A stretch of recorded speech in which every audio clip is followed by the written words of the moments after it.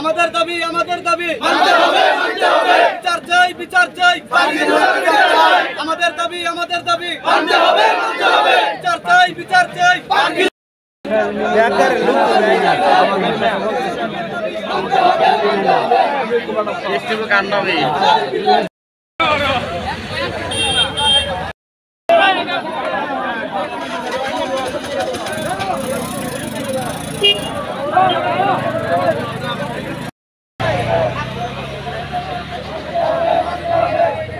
দেখি আমাদের গাড়িগুলো নাই, পরে আমরা সিসি ক্যামেরা ফুটেজ দেখতে পাই একটা 25-এ সবটি গাড়ি চুরি নিয়ে গেছে, প্রাইভেট ঢুকছে আর একটা 47-এ সবগুলো গাড়ি বাইরে যাচ্ছে।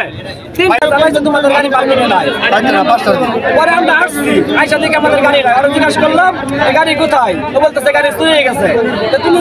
তুমি থাকাকালীন পার্কিং এর ভিতরে গাড়ি কেমন চুরি হয়ে গেল, ওই বলতেছে গাড়ি চুরি হয়ে গেছে, কিছু করার নাই, এখন তোমরা কি করবা করো গা, আমরা গাড়ি দিব না, আমরা গাড়ি খাইয়া ফেলছি, আমরা গাড়ি চালাই বাদ খাই। একটা গাড়ির পিছনে মনে করেন 5টা ফ্যামিলি আছে, ঠিক আছে, কিস্তি আছে, সবকিছু মিলাই আছে, আমরা চলি।